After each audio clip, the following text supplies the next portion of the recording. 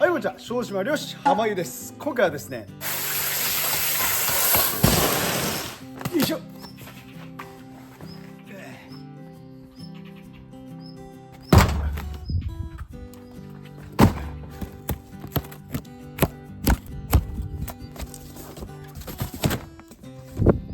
こちら魚津漁網さんで新品の網を買いました。だいたい14万円ぐらい。123と C5 で全部で5単です。で、僕の動画ではよく網を購入したっていうのはよくやってるんですけど、これはまた特別な網です。で、何が違うかっていうと、これ超メバル特化型の網なんですよ。で、僕のよくやってる磯立ての網と何が違うかっていうと、今回のは網が1枚で1枚もので、僕が普段やってるのは左右に挟むように目の大きい網がついてて3枚ものとなっています。それもメバルがパラパラともかかるし、コブダイのような大きなお魚も外側に大きな網があることによって袋になるので、そこに入ります。一方1枚ものは大きな魚がかかりにくい反面、メバルとか小さなお魚がたくさん取れるというわけです。というわけで、メバル特化型の網ということで、こちらをね、テトラポットに仕掛けに行きたいと思います。それじゃあ行きましょう。これ何かって？飯田さんにいただいたサングラスです。かっこいい。じゃあ行きます。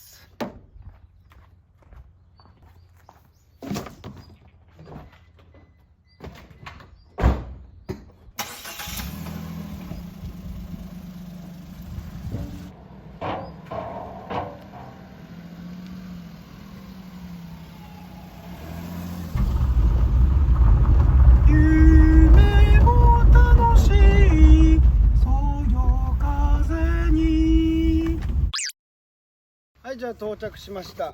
で、全部で5単なんで、まあ2、3でもいいんですけど、2単2単で作っていって2錠作ります。2つの網ですね。よいしょ。よっ。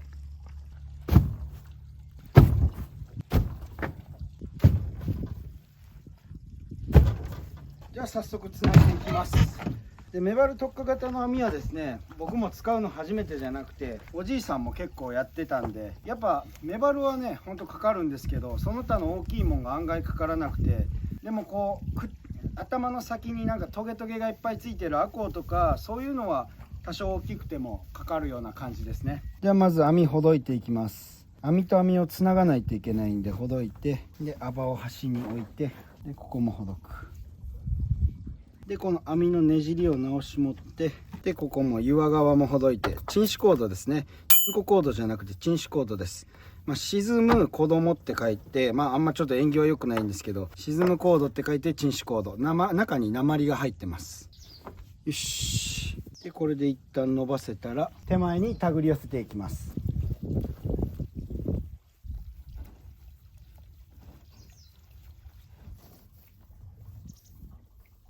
で、網ってね、皆さん何でできてると思いますか？油からできてるんですよね。油って言っても確か石油とかの方だったとは思うんですけど、だから皿の網っていうのはすごいベタベタしてるんですよ。でこれが使ううちに油コーティングか、よくわかんないですけど、そういうのが取れてベタベタ感がなくなり、サラサラというよりはザラザラになっちゃう。お肌と一緒です。僕は万年油症なんでね、いつでもテカテカですけど。はい、じゃあ全部の網が繰り込めたら、新しい網を取って前に運んで、同じように岩側をこっち、幅側をこっちに置いて、同じようにほどいて、でこちらの浮きコードですね、中にこっち発泡スチロールが入ってて、こう網が浮いて沈止コードが下がって網が立てるから縦網とかっていうんですけど、これをくくっていくんですが、網はですね、このオスと、作りによって変わるんですが、メスがあって、ここにね、こうやってくくる時にこう入れてあげる必要があるわけなんですよ。はい、じゃあくくっていきます。くくり方は下から通して根元まで行って、で1回でもう1回この中に2回、これで締まりにくくなってほどく時にほどきやすくなります。3回入れてもいいんですけど、あんまりボテがましいのもあれなんで、2回でキュッとしてキュッ、これで OK で、こっちも同じようにいきます。岩側手はね、そもそもあんま効かないんですよ。網をくるのがアバ側手なんで、アバ側手が締まるんですけど、岩側手はあんま締まんないんで、岩側手はもう1回のカエル股、これをカエル股って言います。カエルの股みたいだからかな。で同じように繰り込んでいきます。はい、これでちょうど全部くれました。でこのまま海に沈めたら、あれ受けじゃないわあれ網どこ行ったってなるんで、こちらのですね、よいしょ、このロープをこれにくくって、それに受け付けて、それを目印として網をやっていきます。まずもやいを作って、よいしょ、ここに同じようにカエル股入れます。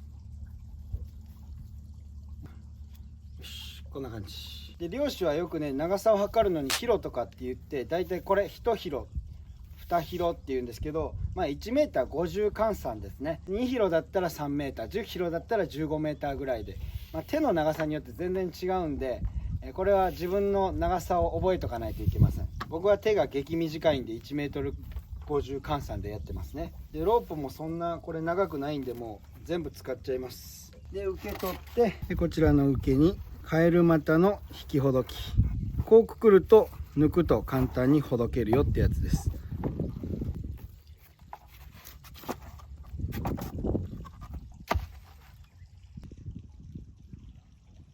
はい、じゃあ網が全部つなげました。2単2単で2錠ですね。合計4単。こんな感じで、今から仕掛けて次の日の朝来ると、やっぱ魚って今水温高くなってきてて、網にかかって死んじゃうとそのまま腐っちゃうので、夜中にやって朝来りたいと思います。じゃあ夜中まで。はい、じゃあ現在夜中の12時半ということで、網をやりに来ました。メバル特化型の網をやる前に、いつもやってる3枚立ても入れていきたいと思います。じゃあ受けも入れて、ガーッと伸ばして網を入れていきます。3枚立てを入れていきます。はい、で3枚立てがやれたので移動します。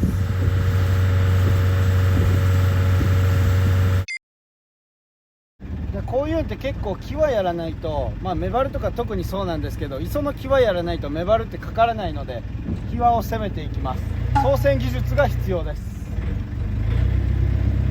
ここのテトラポットは3つ並んでいて、今回は左2つにこのように網を仕掛けていきます。じゃあいいところに来たんで網入れていきます。網を落とすポイントによって全然魚の取り具合は変わってくるんですよね。網をどこに落とすか、それがこの縦網のポイントです。じゃあテトラの木は網入れていきます。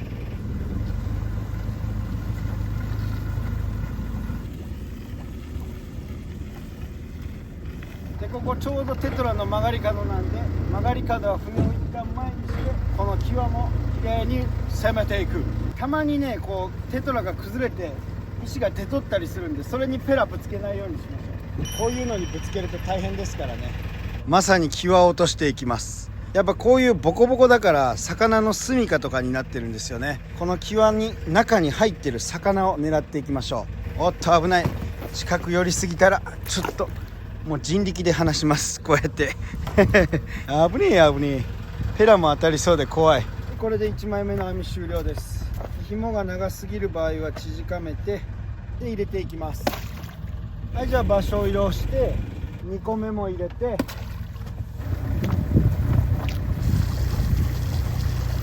で2本目も結構際やれました。じゃあ受け入れて帰ります。ちょっと上陸。なんか面白い生物いるかな。あ、フグだ。フグ発見。クサフグちゃんですね。逃げないんですね。いや、おお、逃げた逃げた。かわいい。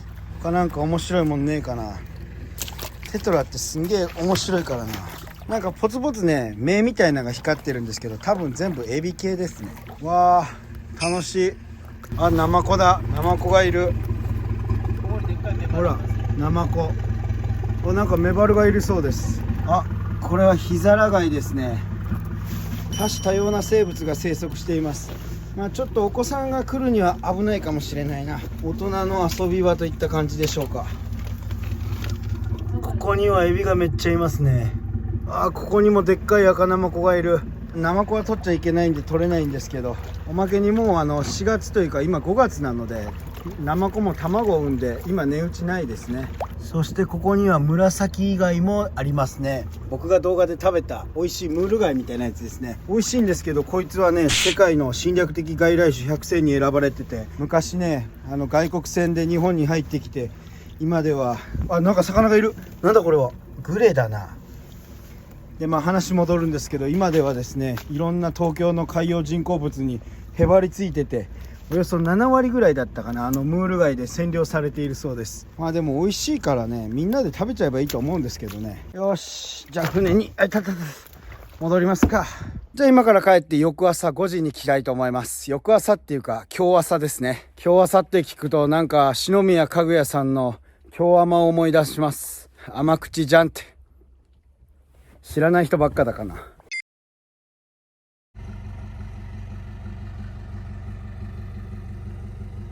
おはようございます。翌朝の6時です。じゃあ網を繰りに行きたいと思います。じゃあ尺稼ぎ長靴を履きまして、ちなみにお乳の赤でカッパもこれで沖向かいます。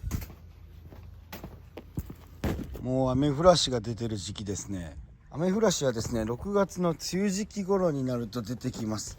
こういうやつですね。こうやって刺激与えると紫の液体出すのと、あと卵を産みに丘の方にやってくるんですけど、黄色いねラーメンみたいな卵を産みます。微妙に動いてますね。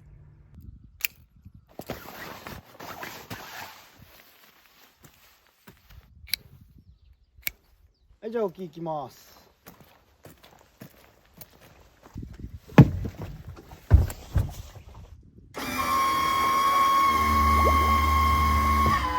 じゃあエンジンかけて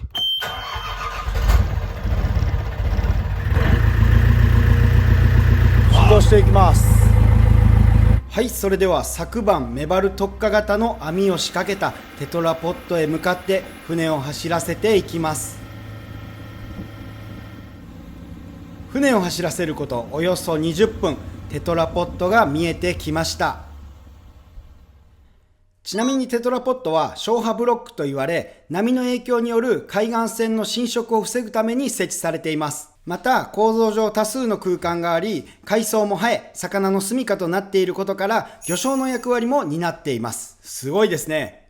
はい、じゃあテトラボックスに到着しました。あちらの網を上げていきます。はい、じゃあ網を上げる前にみんな大好き水中映像を見ていきましょう。 GoPro を海の中に突っ込んで海の中の様子を見ていきます。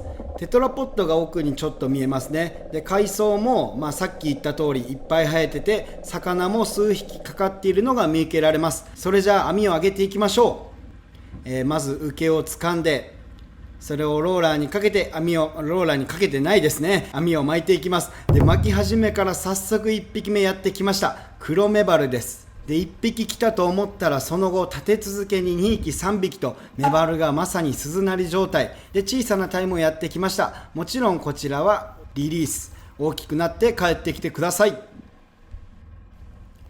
さあそれでは続きを見ていきましょう。ちょっと主観寄りですね。メバルと赤メバルが来て、次来たこちらグレですね。グレはですねこのテトラポット非常に多くてですね、あと夏とか雑食性なんで匂いとかが結構出てきます。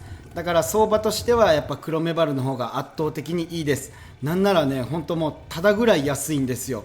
味は美味しいんですけどね、冬だったら本当煮付けしたらメバルと変わらない、いやそれ以上ぐらい。それにしても喋ってる合間にももうメバルが本当鈴なりでうまそうな黒メバルがどんどん上がってきております。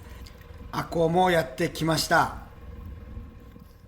ちなみにメバルの産卵期は12月で、絵では卵になってますが、実はですね小さな小魚を数千から1万匹ほど産みます。産んだ後は一度エネルギーを使ってガリガリになるんですが、春告げ魚というだけあって春頃からはしっかりと肥えたたくましいメバルになります。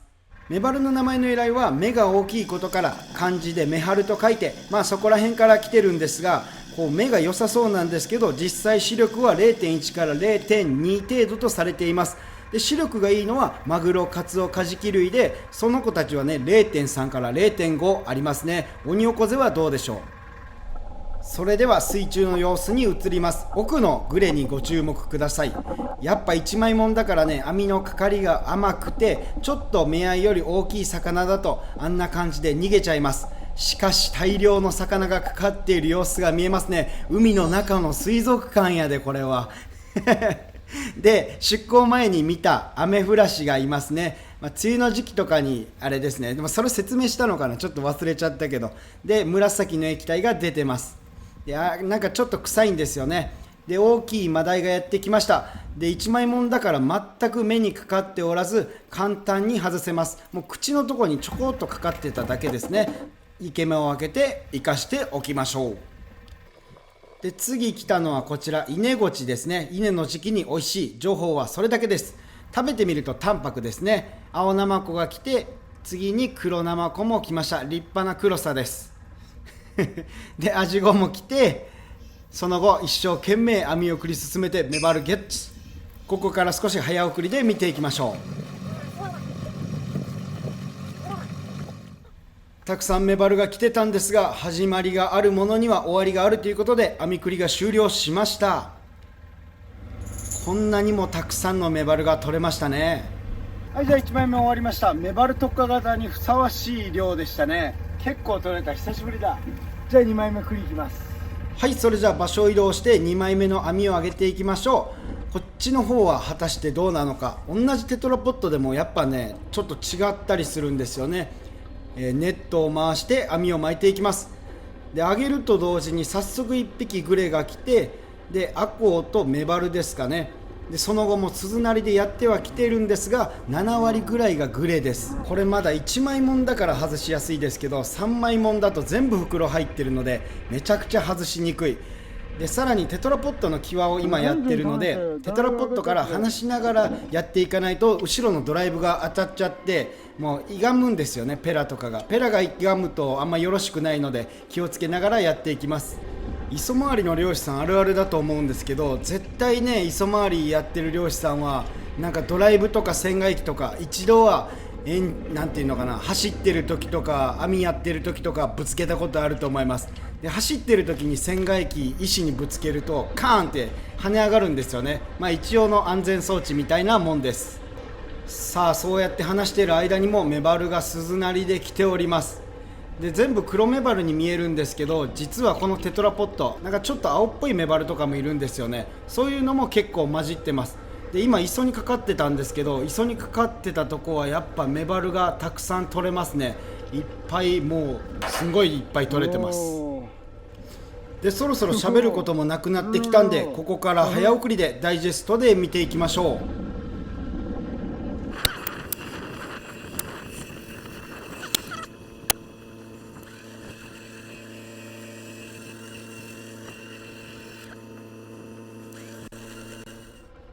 はい、じゃあパラパラと来たところで網繰りは終了しました。最後にメバルがちょっとついてますね。1枚目よりは少ないですが、2枚目も十分たくさん取れたと言ってもいいでしょう。で、何か落ちてると思ったら卵ですね。珍しくなってきました。はい、じゃあ2枚目も終了しました。もう魚で網が山になっちゃいましたね。ただね、グレがちょっと多いんですよね。この子安いからな。テトラポットは昔からグレが多いんですよ。で、あっちのテトラよりこっちのテトラの方が魚が少なかったです。なぜだろう。見た目一緒なんですけどね。はい、じゃあ移動して次3枚目繰りいきます。3枚立てのね。はい、じゃあ3枚目の網巻いていきます。ちょうど二十四の瞳の前ですね。じゃあ3枚目の網の3枚立てを上げていきます。早速何か来たと思ったんですが、金色のメバル、金なんですけど赤メバルです。で、また金が来て、金と、もう金メバルしかいなかったです。そして人手が来た。シュッ。で、次やってきたのはコブダイですね。脳みそというか、コブの中の正体は脂肪なんですが、まだこの子はメスでコブが発達していません。で、次にサザエがやってきてますね。サザエも夜の間に餌を求めて岩場とかを動きまくるんで、こんな感じで網にかかってきます。で、僕の大好きウマヅラハギ、卵でお腹パンパンです。で、結局あんまり何も来ず網繰りは終了しました。場所がちょっと悪かったみたいですね。はい、じゃあ3枚立てはめちゃくちゃ少なかったです。まあ3枚立てだからメバルが少ないというより、やっぱやる場所とかによっても全然変わってくるので、ちょっと比較はできないんですけど、やっぱ1枚もんはメバルのかかりがいいですね。じゃあ帰りましょう。はい、じゃあ帰ってきました。じゃあまずメバル外していきます。まあ、1枚もんなんでやっぱメバルもね外しやすいんですよ。こうやって生きてますね。まず口のとこを外して、外したら次この首と頭をかわしていきます。で口持って引っ張ると、はい、外れました。でグレも外していきます。グレは目から抜けないんでちょっと網引っ張り出して、この泡か岩のとこまで出して、でグレが出てるとこまで来たらもう網にほとんどかかってないんで簡単に取れます。でこんな感じ、見事よく超えてる。じゃあ外していきます。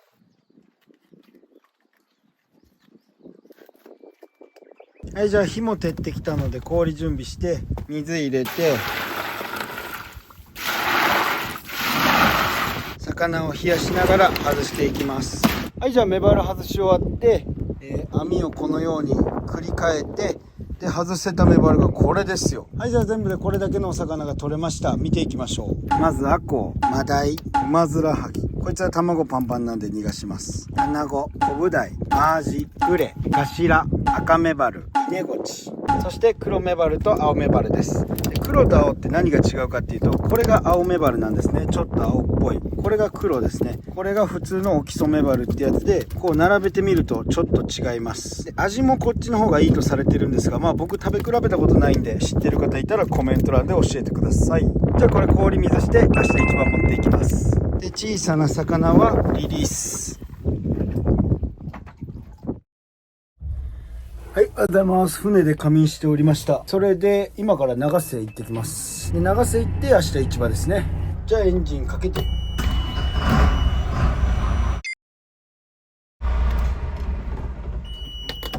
はい、じゃあ現場に到着しました。で僕が手作りのポークビーンズ作ったので、これ父親にお裾分けです。原料ポークビーンズ、兄貴にも分けます。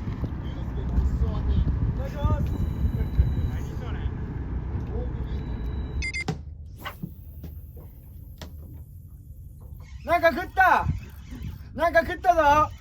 なんだ、なんか食ってる。おお、引いてる引いてる。おお、羽か。羽だ。羽だ。よっしゃよっしゃー、やったー、イエーイ、でかい。めっちゃ超えてんじゃねえか。よっしゃー、こんないい羽が釣れた。嬉しいです。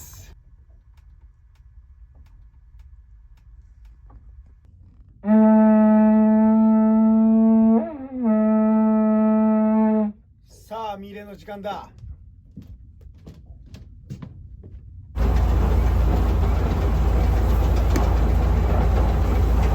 すんげえイワシ湧いてます。網終わって釣りです。釣れるかな。はい、じゃあ残念ながら釣りは釣れなかったんですけど、サワラを食る時間がやってきたのでサワラ食りたいと思います。サワラ食って、松岡さんのところに多分サワラ持って行って、明日は市場の準備ですね。メバルがいくらになるのか楽しみですね。かなりいましたからね。はい、それでは1時間ほど待ったところで網を上げていきましょう。果たして魚はかかっているのでしょうか。まあ今年はですねサワラがめちゃくちゃ少ないんですけれども、今年も無事に5周年ということで僕のサワラの商品を出すことができました。もう本当に6人前ぐらいね量がたくさんあって、なおかつおまけに白子とマコもついてるので、皆さんぜひご賞味ください。買わないと損ぐらい美味しいですよ。さあ営業トークが終わったところで網の方を見ていきましょう。最初に来たのがニベで、まあおそらく石持ちの仲間とかで取れた瞬間グーグー鳴くんですけど、非常にICは美味しいです。その後タイが来て念願のサワラも上がってきております。でこうやって横に上がってきたサワラはなんとか網を持ち上げてこう立つっていうんですけど、ステンの棒とかパイプで傷まないようにして網から外していきます。でさっき網を切ってたと思うんですけど、大事な商売道具の網を切ってでもサーラを傷つけずに揚げて、その後流水で血抜きをしていきます。さあ今日はベロがベロベロと回ります。中身はあんまりいい話はしてないんですけれども、そしてこちら今来ているのがマゴチですね。めちゃくちゃでかくて見事なコチです。こちらは夏のフグと呼ばれるお魚で、フグってテッサとか言うじゃないですか。テッサ作りっていうのかな、刺身で。でテッサ並みに、フグ並みに美味しいということでテッサ並みと呼ばれたりすることもあるそうです。でこちらがハモで、網繰りは終了です。はい、じゃあ漁が終わって港へ帰ってきました。取れたものがタイがこれだけとサーラがこれだけです。14匹ですね。これを立って松岡さんのところに持って行って学校給食になります。じゃあ箱に立てて、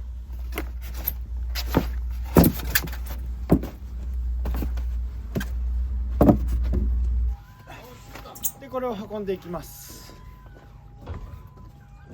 はい、じゃあ魚詰めたんで松岡さんのとこ持っていきます。で先生が何本取れてるって言ってました？40ですね。40か。やっぱ北に逃げたんでしょうね。イワシの大群に恐れをなして、スイミーみたいな感じで頑張れスイミー。925。はい、じゃあ帰ってきました。はい、じゃあサーラは少なくて残念でしたけど、1本だけ晩酌。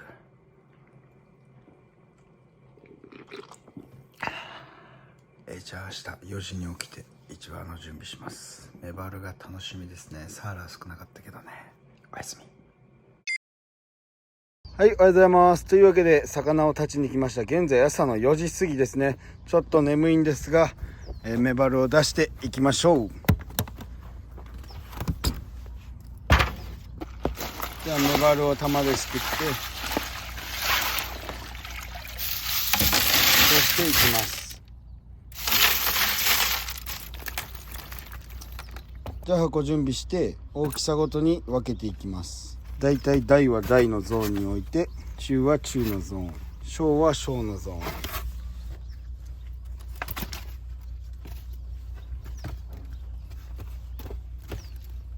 はい、で黒メバルが8箱もできました。大量です。はい、じゃあメバルの方、赤メバル、ガシラとかと、あと金メバルですね、そっちをやっていきます。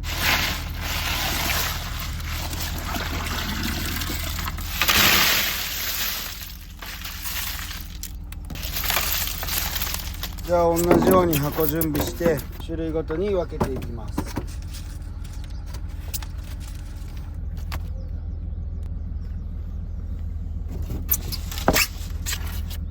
はい、ガシラと赤メバルで5箱なんで合計13箱もできました。はい、でイカシモンもイカして、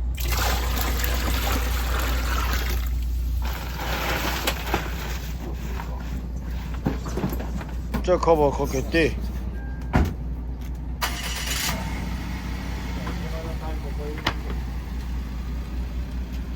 ここでお知らせです。漁師になりたいそこの皆さん、僕が以前参加した漁師になりたいを叶える漁師フェアが開催されます。漁師フェアでは独立漁師を募集する自治体や乗組員を募集する全国の漁業関係者さんが出展する日本で唯一のイベントです。今回は能登半島応援プロジェクトも閉催され、募金活動もするのでご協力いただけますと幸いです。また東京で開催される7月15日は海の日でもあり漁師の日にもなりました。フェアを通じて実際に漁師になった方が全国の浜で活躍しています。参加費無料、登録不要、履歴書不要、必要なのは一歩踏み出す勇気だけ。こちらの場所と日程で漁師フェアを開催しています。漁師になりたいそこのあなた、漁師フェアへ行こう。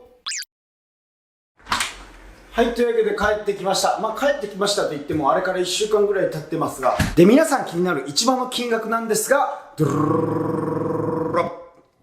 動画の最後にお伝えします。テレビと一緒ですね。何でもそう気になるものは最後に回しておく。その前に見てもらいたいものがあります。それがですね、メバルということで、今日は取れたメバルを僕のおすすめの煮付け方法で煮付けていきます。それのご紹介を見てほしい。というわけでやっていきましょう。レッツゴー。じゃあまず観察していきましょう。メバルは漢字で目が張ると書くようにめちゃくちゃ目が張ってでかいです。これでおそらくね、光をより吸収できて読めが効くんだと思います。で、体の見た目はこんな感じ。で、おそらくメバル、これとこれ種類が違うんですよ。というのもメバルって日本だけでなんと35種類も種類があって、僕がね、小豆島で取ってるメバルだけでもおそらく8種類ぐらい取ってると思います。まあ、細かく分類すればね。で、メバルにはこの軟条数というものがあるんですけど、この胸びれのこの本数のことを軟条数と言います。で、赤メバルがこれ15本、黒メバルが16本、そして白メバルが17本とされてるんですけど、こんなん数えれないからもう見た目で覚えた方が早いと思います。で、世界には120種類もいるんですよね。さあ、豆知識はさておき、メバルの鱗を描いていきましょう。メバルの鱗はね、この通り非常に細かいです。まあ、シンクでやる方がいいですね。今一応カメラがあるからこうやって上でやってますけど、圧倒的シンクです。なぜなら飛び散らないから。で、こういう細かい鱗って飛び散った時にペタってね、どっかに貼り付くんですよ。例えばこういうとことかにこうペタってもう乗せちゃいます。貼り付いたら乾いた時に全然取れなくて、お掃除大変です。まあ、どうすればいいかっていうと、先にちょっと水で濡らして湿気出してから後で拭き取るといいですよ、奥さん。まあ、奥さんだけがね、別に料理するわけじゃないんで、釣り人が好きな男性さんも、まあ、料理をお家でされると思いますが、そういう際はね、ぜひシンクでやっていただきたいですね。まあ、やってると思いますけど。はい、じゃあ鱗が取れたら次はね、ここのお腹の部分をどうしようかな。まあ、いつも適当だからね、開いた後にこのエラを取る必要があります。よく動画でね、こうやって突っ込んでこう返してクリーンみたいなのよく見ますけど、僕これすんごい苦手で全然うまくできないんですよね。あと包丁が細いから、こんな細い包丁でして折れないのかなと思いますよね。こうやってもほら、ちょっとしか僕取れないし。この自分が苦手なことにはね、まあ、挑戦してもいいけど無理にやらなくてもいいです。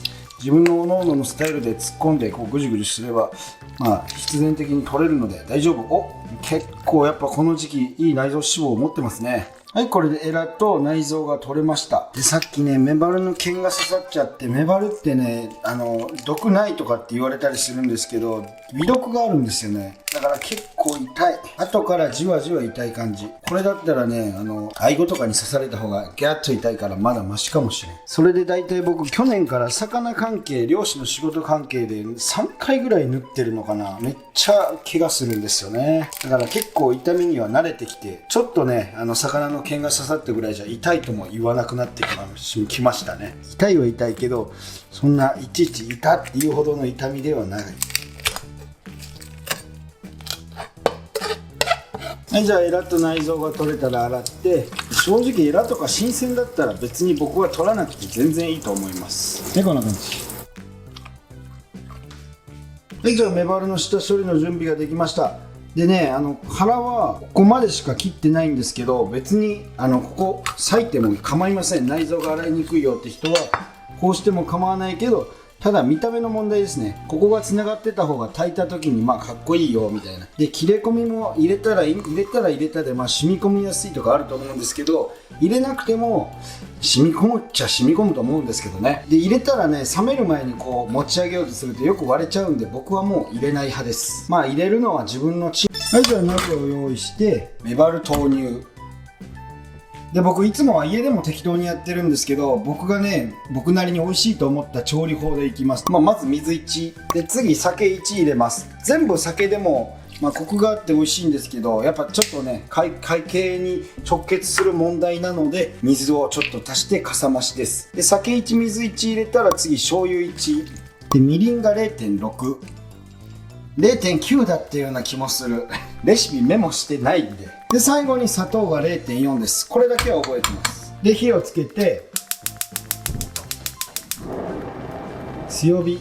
これで魚の半分が浸かるぐらいまで同じ分量で入れたらいいと思います。で、僕はここに生姜も入れます。刻み生姜の方がグッドですね。でも料理はさしすせそうなんつってね、砂糖、塩、醤油、僕全然覚えてないんですけど、その順番でとりあえず醤油は後からとかありますけど、もうこのね、昨今の多忙な現代社会人にそんなね、時間の余裕はありません。全部まとめて炊いていきましょう。で、最後に落とし蓋をして真ん中に穴を開けて炊いていきます。でこういう魚の炊き加減もパッと炊いて甘辛い煮汁に絡めて食べるか、より中までしっかり染み込ませるかって2択あると思うんですけど、僕はねパッとやって甘辛い煮汁で身がホクホクのまま食べる方が好きです。でも脂の多い養殖ブリとかだったら多少ね炊いても脂がしっかり入ってるんで、そんな硬くはならないと思います。よし、炊いていこう。はい、じゃああれから5分経って炊けました。いよいよオープンしていきましょう。お見事。はい、ではちょっと冷めりし頃に盛り付けていきます。よいしょ。まだ柔らかいから気抜いたら崩れそうだぜ。はい、じゃあ最後に汁をかけて、で山椒の芽がなかったので今回はそこら辺で拾ってきた雑草です。これを飾ります。はい、というわけで完成しました浜湯特製メバルの煮付け雑草を添えてです。なかなか綺麗になりました。はい、それじゃあ小通りというわけでいただきたいと思います。ちょっと向こう持っていくのがめんどくさいんで今日はこちらで勘弁してください。今日はですね、ノンアルコールを飲んでいきたいと思います。夕方起きなんで、ここでメバルの金額をお伝えしようと思います。なんとですね、3万5,000円しかなかったんですよね。今回はちょっとメバルが、多かったのか、他の魚が多かったのか分かりませんが、相場は安かったです。ちょっと待ってくださいね。カメラがなんか傾いてる。はい、で、金額聞いたからもう他のチャンネル行こうって、ちょっと待ってください。味の感想を聞いてください。うまそう。いただきます。どうですか皆さん、この美しいメバルの盛り付け煮付けで、ここの背中の身、ここだったら基本的に骨はありません。こう取ってで煮汁につけていただきましょう。やっぱ炊きすぎてないから身はホロホロだし、中まで完全に染み込んでないんだけど、その代わりね、このしっかりと甘辛いだし、この煮付け汁としっかり分離できて違う感覚を楽しみながら、最後に口の中でこう混然一体となっていく姿、混然一体ってめっちゃ言ってるんですけどうまいんですよね。コーヒーでもあるじゃないですか、もうミルクをちょっとだけ混ぜてそのまま飲む人とか、ハイボールでも完全に混ぜないとかね、その違いがやっぱあることによって一個ずつが際立つという、そんな美味しい感じがします。メバルの煮付けうめえ。日本酒飲みたい。メバルの煮付けも YouTube 始める前より圧倒的に進化しました。めっちゃ美味しくなってる。で、やっぱりメバルはメバルの目ですよね。魚の目ってもうどうなんだろう、最近魚離れがすごいって言うけど、もしかしたら目も食べなくなってんのかな。目も食べて中のゼラチンを吸い出すんですよね。これがうまい。このゼラチンが何とも言えないんですけどね。いやー、魚離れというのは寂しいものですな。はい、というわけであとはゆるりとごちそうさまでした。はい、じゃあ皆さん本日もご視聴ありがとうございました。というわけでいかがだったでしょうか。メバル特化型の網ということで、たくさんのねメバルが取れて、味も食べてみたら美味しいし、これからの時期夏どんどんメバル今からまだ多分動画公開時は間に合います。まだまだ美味しくなります。スーパーとか、魚屋さんとかいろんなとこで美味しそうなメバル、よく肥えてて張りがあって目がしっかり張って輝いてるで、エラもある程度綺麗っていうね、そんなメバルがあったらぜひ買ってみて、メバルご飯やメバルの炊き込みご飯一緒だね。メバルの煮付け、メバルの唐揚げ、メバルのお刺身、メバル丼、メバル寿司、何でもできます。というわけで皆さん本当にご視聴ありがとうございました。ぜひ買ってみてはいかがでしょうか。楽しんでみてください。本日もご視聴ありがとうございました。またお会いしましょう。See you next time. バイバイ。